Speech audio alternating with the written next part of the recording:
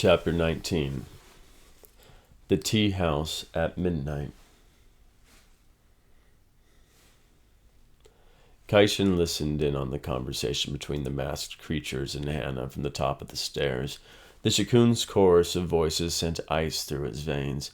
He crouched, just out of sight, clutching a kitchen knife in his right fist.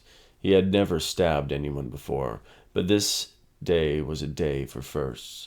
When the Shikkun demanded the truth from Hannah about what had happened to her father, he gripped the knife tighter. But as Hannah calmly gave her answer, Kaishin found himself loosening his grip, understanding in that moment the reason for her father's ruse. He had ransacked the pawn shop and staged a theft so that Hannah would have a truthful story to tell. He had lied so that she would not have to. "You can come down now."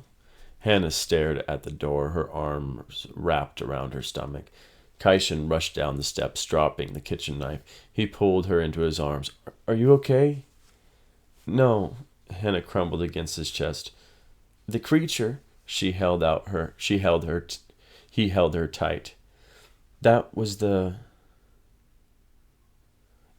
creature." He held her tight. "That was the Shikkun. One of many. They want the missing choice." "I heard that part. And their threat." "That was not a threat." Hannah stepped out of the circle of his arms. "That was a promise."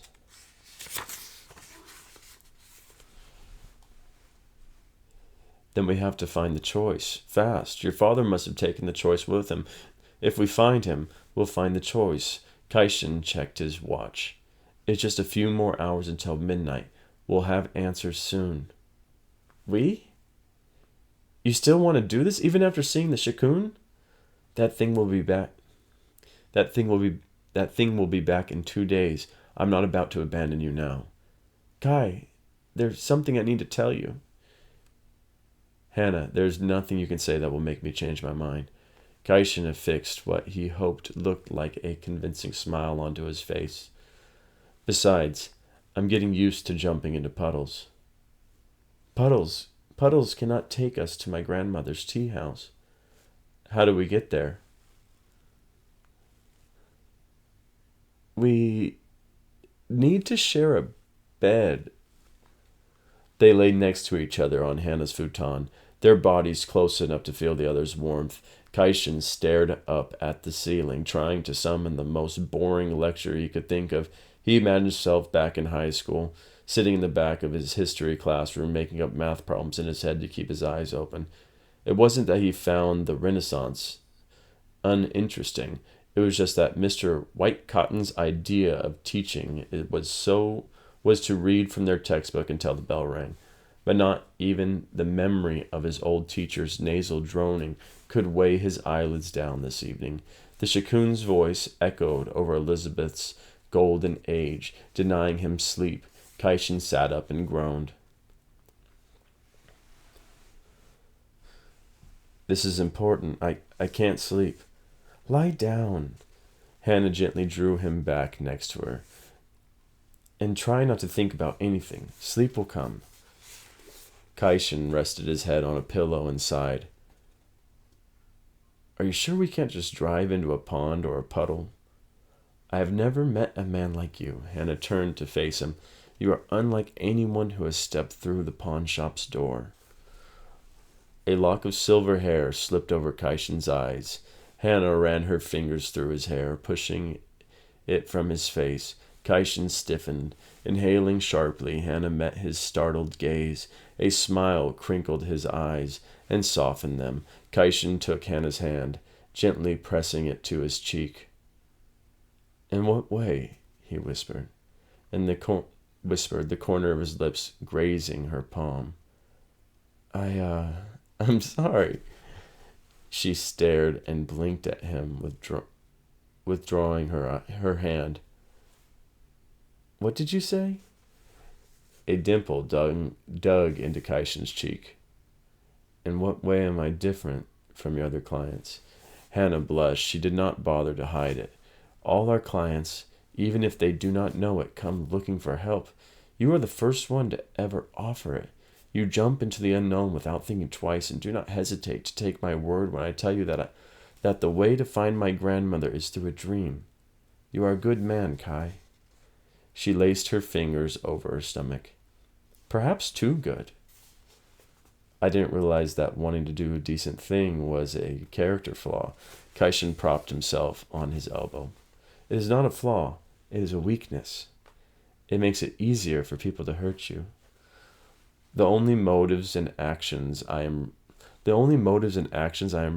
responsible for are my own. How people choose to respond to that is their problem. It becomes your problem when they cause you pain. I have seen enough tears in the pawn shop to know that this is true in both our worlds." "Do those tears include your own?" She turned her back to him. "We should try to sleep. Hannah, it is almost midnight." Kaishin lay down. "You wouldn't happen to have a spare bottle of your father's sleeping medication lying around, would you? Close your eyes and listen to my voice. I will tell you a story. A bedtime story. Are you serious?" "Trust me." Kaishin lowered his eyelids. "Fine. A long time ago there was a fisherman named Urashima Taro. He was fishing when he saw some children torturing a turtle. Taro saved the turtle and set it free in the sea. The following morning, an old turtle swam up to him and told him that the turtle he had saved was the daughter of Raijun, the emperor of the sea. Raijun asked the turtle to invite Taro to his kingdom to thank him. The turtle gave Taro gills and led Taro to Raijun's underwater palace. At the palace, Taro met Raijun and his daughter, Otohime, who had turned from a turtle into a beautiful princess. Hannah's voice soothed Kaishin like a lullaby, bundling him up and rocking him. He followed Hannah's words as though they were crumbs on a forest trail, each leading him closer to a dream of the sea. Taro stayed with Otohime for 3 days, but found himself longing to see his elderly mother.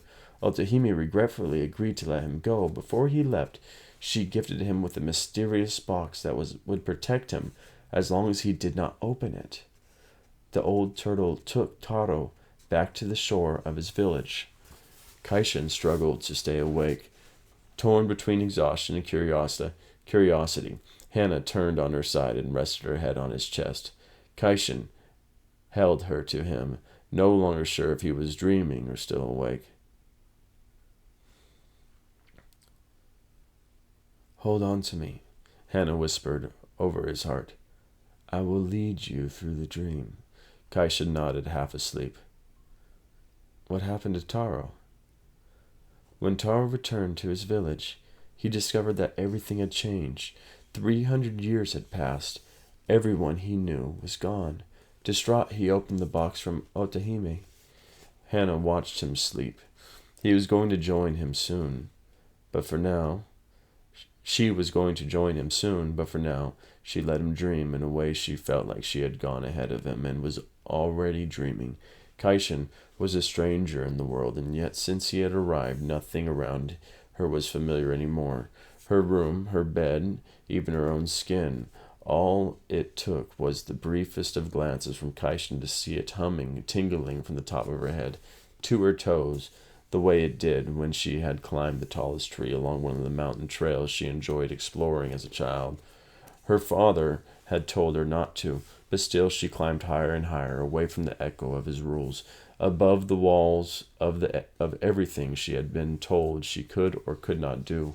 Looking down at the world from her quivering perch, she was unable to tell if the current buzzing in her limbs made her feel alive or terrified. A gust of wind whipped the canopy beneath her into a blur of green and gray. Hannah looked up in time to see an angry sky break open. She clung to a trembling branch.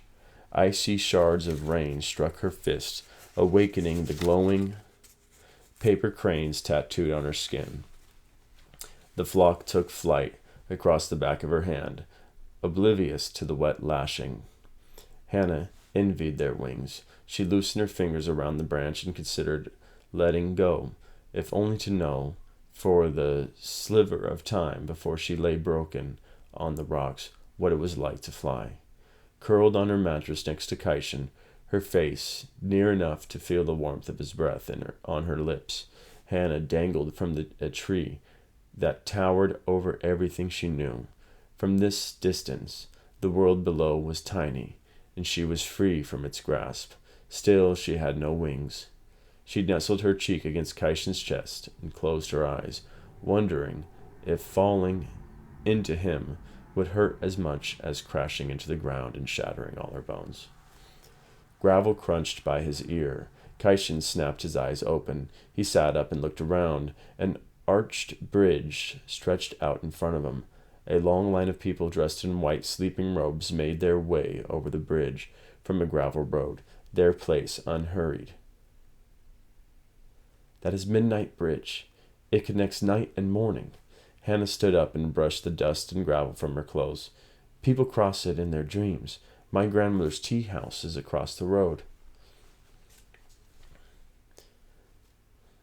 Where? Kaishan craned his neck to see over the people in line for the bridge. A large fiery tree that reminded him of the maple trees in his old university's courtyard grew in a garden across the road. That is Sobo's tea house. That is Sobo's tea house. The tree? It's called a Kiro tree. It means calm, which I think is quite appropriate. My grandmother's tea house offers refuge to those suffering from nightmares. Nightmares? Kaishan glanced at the people lining up for the bridge and noticed that their eyes were closed. They're all asleep. Yes, and so are we. The difference is that we know that we are dreaming. My grandmother taught me the way to her tea house when I was a little girl. You turn left when you fall asleep and turn right at the end of your second dream. Kaishan watched Hannah's breath turn into mist in the night air. The middle of a dream, next to a bridge that led to morning, he took comfort in knowing that at least some laws of science still held true. Most people mistakenly believed that you saw your breath simply when the weather got cold. Humidity, however, played an equal part in turning one's breath into minuscule water droplets that floated in the air. Dew point, Kaishan murmured, absently, like it was a memorized prayer. Did you say something? I was just saying that I was glad that we didn't wake up in the river. Yes, I have seen what happens when a person falls into it. Hannah stared at the rushing water. During one of my visits to my grandmother's, I saw a night market vendor being chased down this road by a shikun. Everyone on the road and bridge froze in place. Only the vendor ran. The shikun moved slowly, and sometimes it paused mid-stride, not moving at all. I thought the shikun was chasing the vendor. It was, but time passes differently for a shikun. My father said that while we may see them standing still, they could be racing through time, living several lifetimes in a blink of an eye. They never run because they know they don't have to. There is nowhere any of us can hide from them. They will always catch us in the end. Why was the shikun chasing the vendor? For the same and only reason they hunt down anyone from this world. The vendor failed in his duty. He fell asleep while tending his stall. I will never forget the terror on his face. The shikun nodded at the people on the bridge, and they began to move like puppets on a string. They grabbed at the vendor, ripping his clothes and tearing his skin. He screamed and tried to shove them out of the way, but they were too many. They blocked the end of the bridge, keeping him from reaching morning. He jumped into the river, choosing to drown rather than get caught. Kaishan watched the violent water sweep a fallen tree away. It was a good thing it was only a dream. The vendor was in a dream, but the shikun was real. The vendor never woke up. Anyone who falls into the river will never be able to cross over to the morning. Kaishan stared at the river and swallowed hard. We should keep our distance from it then. Unfortunately, crossing the bridge is our only way back. A manicured Roji stood as a mossy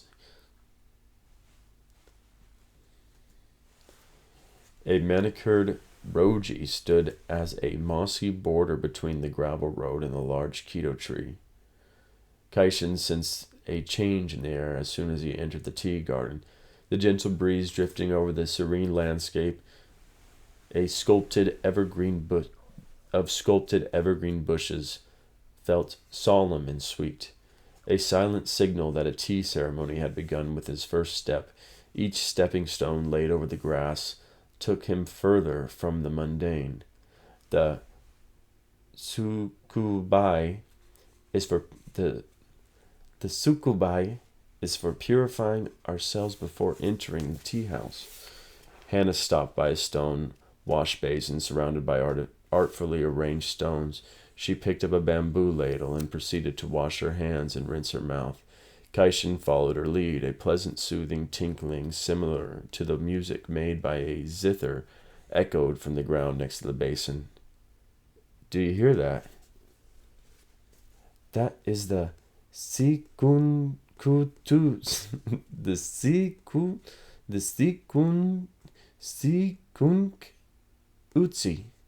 utsu. The sinking utsu. I helped my grandmother make it. We put a hole in a clay pot and buried it outside. When the water drips through the hole, it falls into a small pool of water and makes the pot sing. Kaishin did not remember most of his dreams, but he hoped to hold on to the sinking itsu songs when he woke up. It's magical. There's nothing magical about a buried pot. Hannah walked over to a bamboo lattice gate by a hemlock hedge. Do not be so quick to fall in love with things in this world, Kai. You will find that many things here are not as they seem. A beautiful song is a beautiful song. Kaishin's eyes lingered over her face. Whatever world it's from. The gate swung open, inviting them into the tea house's inner garden. Hannah stepped through the gate without looking back. Kaishin followed her into a more intimate, rustic scene. Shrubs were left to grow naturally in the shade of the Keto. Kaishin looked up at the tree's dense, sprawling canopy.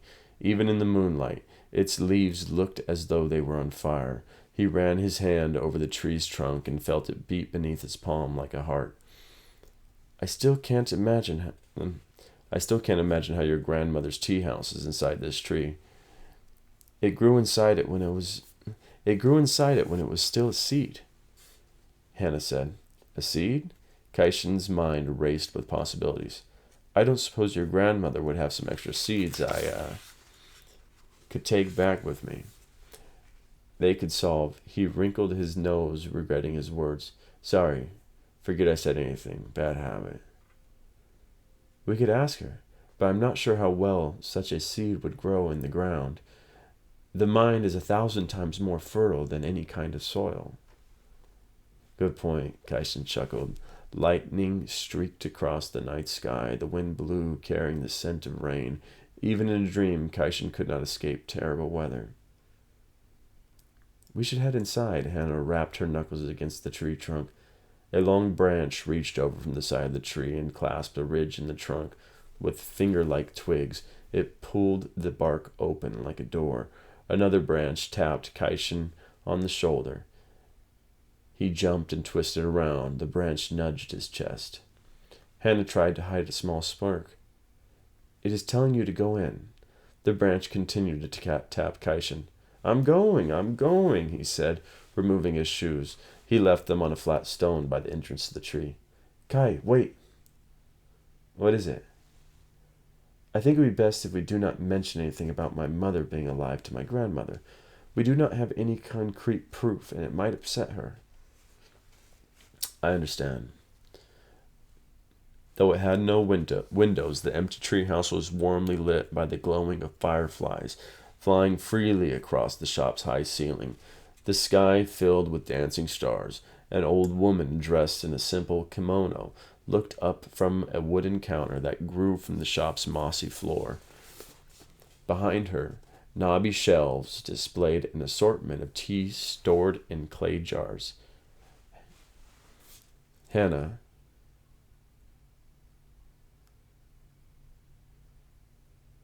Hannah? A smile spread over Asami's face, crinkling the lines around her eyes. Sobo! Hannah ran to her grandmother and embraced her tightly. Asami hugged her back. What a nice surprise. What a nice surprise. Why didn't you tell me you were coming? She glanced at Kaishin. And who is your friend? Kaishin hesitated, unsure of how Asami would react to his presence. Hannah gave him a quick look, prodding him to answer.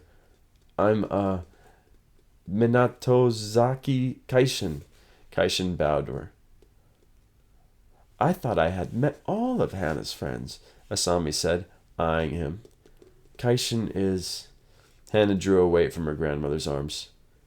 Not from here. Kaishin held his breath. Not from here? Asami furrowed her brow. He is from the other world. Asami's hands flew over her mouth. What have you done, Hannah? Why did you bring him here? Kaishin is helping me find my father.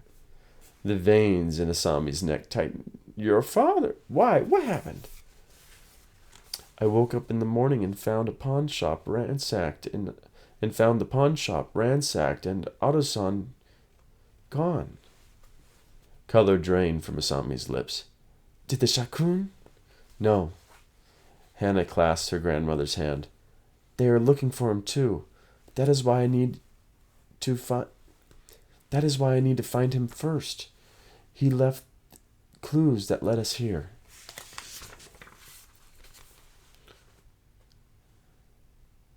We were hoping that you would have some answers. Kaishin said. Asami ignored him, fixing a sharp gaze on Hannah. This is about your mother, isn't it? Your father paid me the strangest visit 2 moons ago. He said the oddest things about her. I thought that he must have been overworked or drunk. I told him to go home and rest. What did he say? Hannah said. Foolishness. Asami shook her head. It would shame me to repeat it. Hannah gripped her grandmother's hands tighter. But it might help us find him. Kaishin bit his lip, resisting the urge to jump in and help Hannah plead their case. It was clear that Asami did not want him there. Forget all about this. Go home, Hannah. I cannot. You know what the Shikun will do to him if they find him first. You must tell me what my father told you. We are not leaving here until you do. You are stubborn as your mother. I will not lose you too. I won't, I promise. You won't, I promise. That is not a promise you can make. Only the Shikun can decide your fate. They will make you suffer as your mother did. Not if you help us. Not if you help us, Kaishin blurted. Asami scowled at him. This does not concern you.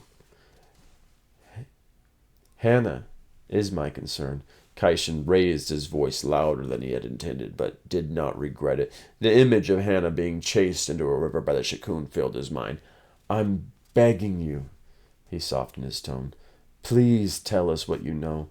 It might be the only way to keep Hannah safe. Asami glared at him, then exhaled, deflating her tiny frame. Toshio, she said, lowering her voice. He told me that he was going to retire soon, and that he was finally going to be able to make things right. How? Hannah creased her brow. He said that he had a plan that would keep you safe while he... Asami's eyes blurred with tears. While he searched for your mother. I tried to tell him that she was gone, but he had a wild look in his eyes and insisted that she was alive.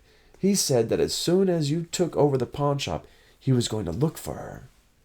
She clenched her jaw. As I said, utter foolishness. But what if, Hannah said, but what if, Hannah said, he was not being foolish? No one wants your mother to be alive more than I do, but that is not reality. The Shikun came to me after she died and gave me a Kyoku pearl containing her last day. A Kyoki pearl? Kaishin asked. Asami looked at him pointedly. You may look like one of us, but your ignorance reveals where you are really from. If you do not wish your presence to be discovered, then you must watch what you say when you leave here. There are many who would not hesitate to betray you. You will wish that the Shikun find you before I do if any harm befalls my grandmother because of your carelessness. I'm sorry, Kaishin bowed his head. I will be more careful. A Kyoku pearl is a vessel for memories, Asami said. The Shikun made one to contain Chiyo's trial to show me what happened that day. The Shikun wanted their warning to be clear. There is only one fate for those who fail their duty. You never told me that you had a Kyoku pearl from that morning, Hannah said. I don't. I threw it away. Why would I keep such a cruel thing? All I have tried to do since I saw Chiyo's last memory was forget them. Last moments was forget them. If I had been there, I would not have just stood by like... Her words died on her tongue. Like my father did, Hannah said. It is in the past, Asami said with a heavy voice. But your father convinced himself that the past was not as it seemed. What do you mean? He was convinced of the impossible. He thought he could find Chiyo if he turned back time. The queue of dreamers moved at a snail's pace towards the bridge, but none of those in line seemed to be in a hurry. Each was too preoccupied with navigating a dream to notice the gravel crunching beneath their feet. But Kaishin was keenly aware of every pebble and every second that passed as he waited for his turn to cross over into morning. He rubbed the back of his head. Would it be so terrible to jump the line? Everyone here is asleep anyway. They'd never notice. Yes, Hannah said. It would. I wish I had half your patience. When you spend your life dreading your future, you learn to welcome anything that makes you wait. Is it really that awful, running the pawn shop? I mean, apart from the Shikun, not that they're easy to set aside, but the pawn shop itself helps a lot of people from my world. You do a lot of good. Hannah kept her eyes on the bridge. Hannah, did you hear what I said? I cannot stop thinking about what my grandmother said about my father's plans to turn back time. I know that your world doesn't care about science or any of its rules, but even your grandmother said that time travel is impossible, Kaishin said. We should find another lead. What about that pearl your grandmother mentioned? She said that it showed her what happened the day of your mother's trial. Is there a way we could get our hands on another one?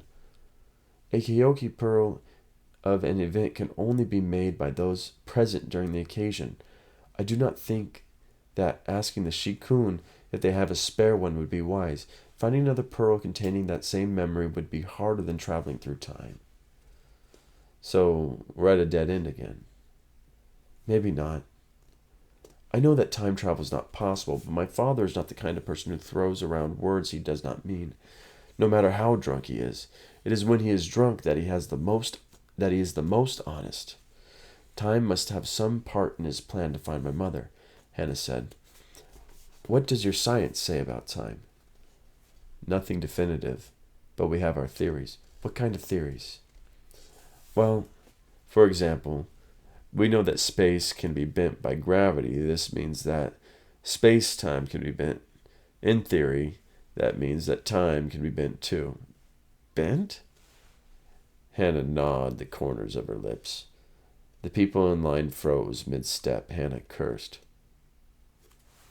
What is it? Kaishin asked. What's wrong? They are here. Kaishin twisted around. A masked figure stood at the end of the road, its dark eyes boring into him. Shikun? Hannah grabbed his hand. Run! Hannah bolted up from her futon. Her clothes soaked in sweat, dawn spilled through a slit between her bedroom curtains. She gripped her arm, remembering the cold, rotting hands that had tried to keep her from crossing the bridge. Their touch had turned her marrow to ice, extinguishing her warmth and courage. Kaishin had pushed them back, using his body to shield her. They clawed at him, drawing blood. He had screamed for her to run, telling her that he was right behind her. He was not.